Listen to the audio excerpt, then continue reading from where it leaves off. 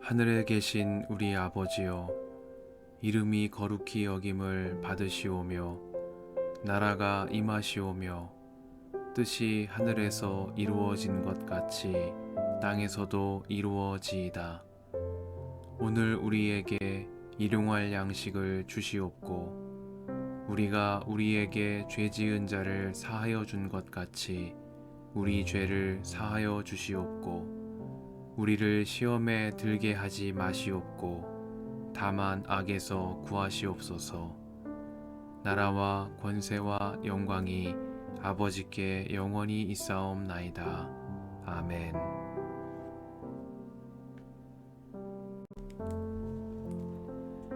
수아 사람 빌닷이 대답하였다. 너는 언제 입을 다물 테냐? 제발 좀 이제라도 눈치를 채고서 말을 그치면 우리가 말을 할 수 있겠다. 어찌하여 너는 우리를 짐승처럼 여기며 어찌하여 우리를 어리석게 보느냐? 화가 치밀어서 제 몸을 갈기갈기 찢는 사람아, 내가 그런다고 이 땅이 황무지가 되며 바위가 제자리에서 밀려나느냐? 결국 악한 자의 빛은 꺼지게 마련이고 그 불꽃도 빛을 잃고 마는 법이다. 그의 집안을 밝히던 빛은 점점 희미해지고 환하게 비추어 주던 등불도 꺼질 것이다. 그의 힘찬 발걸음이 뒤뚱거리며 제 꾀에 제가 걸려 넘어지게 될 것이다. 제 발로 그물에 걸리고 스스로 함정으로 걸어 들어가니 그의 발 뒤꿈치는 덫에 걸리고 올가미가 그를 단단히 쥘 것이다. 땅에 묻힌 밧줄이 그를 기다리고 길목에 숨겨진 덫이 그를 노린다. 죽음의 공포가 갑자기 그를 엄습하고 그를 시시각각으로 괴롭히며 잠시도 그를 놓아주지 않을 것이다.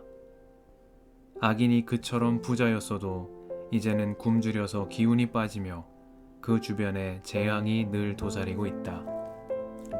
그의 살갗은 성한 곳 없이 썩어 들어가고 마침내 죽을 병이 그의 팔다리를 파먹을 것이다. 그는 믿고 살던 집에서 쫓겨나서 죽음의 세계를 통치하는 왕에게로 끌려갈 것이다. 그의 것이라고는 무엇 하나 집에 남아있지 않으며 그가 살던 곳에는 유황이 뿌려질 것이다. 밑에서는 그의 뿌리가 마르고 위에서는 그의 가지가 잘릴 것이다. 이 땅에서는 아무도 그를 기억하지 못하고 어느 거리에서도 그의 이름을 부르는 이가 없을 것이다. 사람들이 그를 밝은 데서 어두운 곳으로 몰아넣어 사람 사는 세계에서 쫓아낼 것이다. 그의 백성 가운데는 그의 뒤를 잇는 자손이 남아있지 않을 것이다. 그의 집안에는 남아있는 이가 하나도 없을 것이다. 동쪽 사람들이 그의 종말을 듣고 놀라듯이 서쪽 사람들도 그의 말로를 듣고 겁에 질릴 것이다. 악한 자의 집안은 반드시 이런 일을 당하며 하나님을 알지 못하는 자가 사는 곳이 이렇게 되고 말 것이다.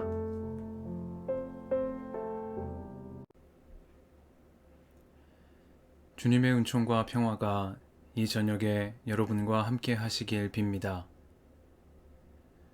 결국 악한 자의 빛은 꺼지게 마련이고 그 불꽃도 빛을 잃고 마는 법이다. 그의 집안을 밝히던 빛은 점점 희미해지고 환하게 비추어 주던 등불도 꺼질 것이다. 악한 자의 집안은 반드시 이런 일을 당하며 하나님을 알지 못하는 자가 사는 곳이 이렇게 되고 말 것이다. 말씀 앞에서 성령의 인도하심과 지혜를 구합니다.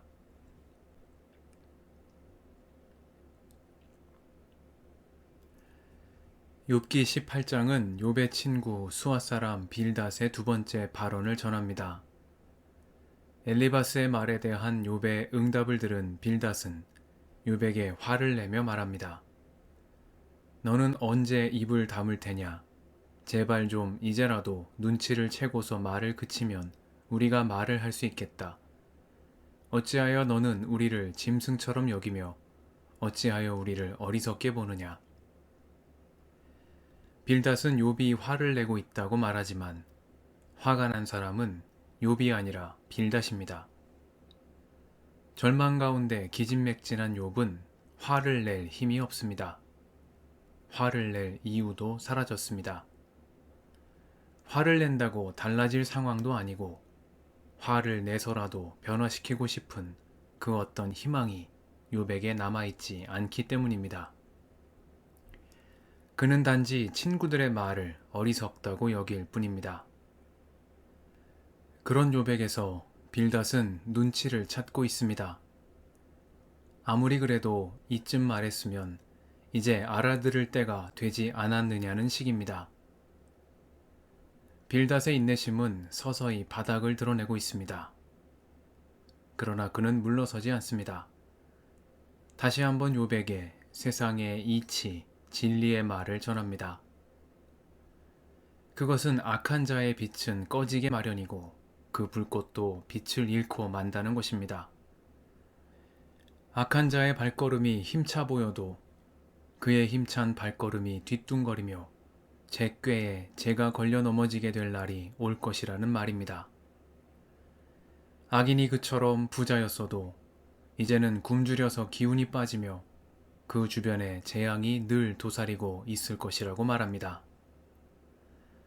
빌닷은 이처럼 악한 자의 집안은 반드시 망한다는 확고한 믿음을 가지고 있습니다. 빌닷의 말은 진실입니다. 악은 선을 이기지 못하고 부정한 재물은 그 재물의 주인을 재앙으로 이끕니다. 빌닷의 이러한 믿음은 낙심하지 않고 선을 행하는 이유가 되며 정직과 성실로 결실을 거두는 삶을 지속할 힘이 됩니다. 문제는 빌닷의 말이 아닙니다. 그가 이 말을 하는 상황에 있습니다.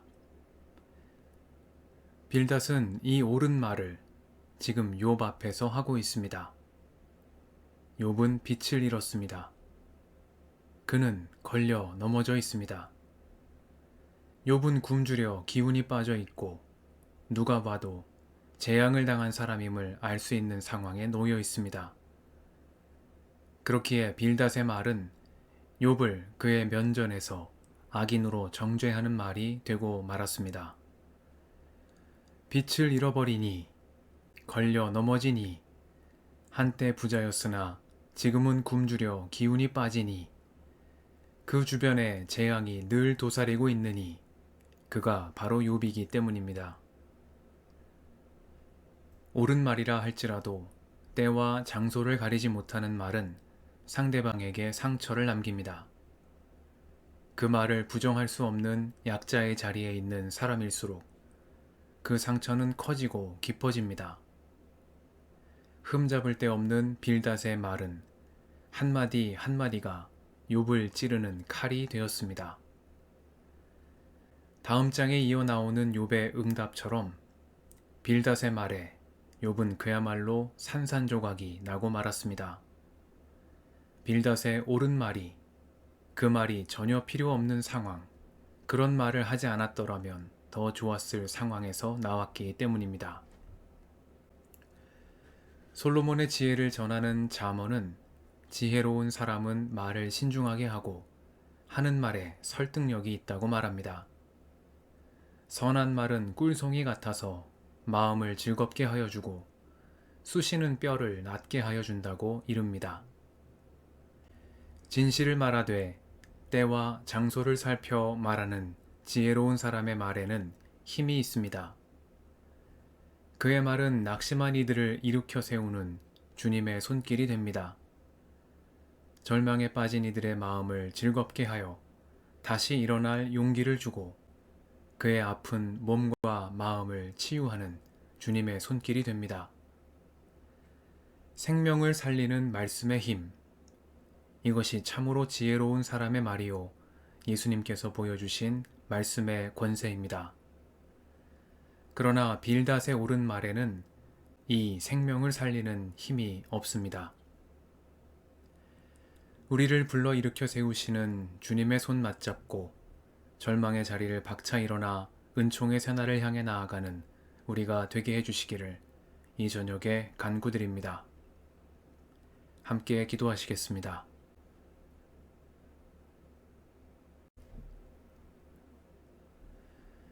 주님, 오늘도 이 저녁을 허락하시니 감사합니다.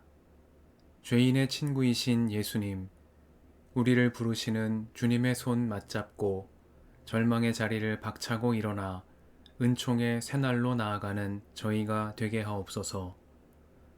우리의 길과 진리와 생명이신 예수님의 이름으로 기도드립니다.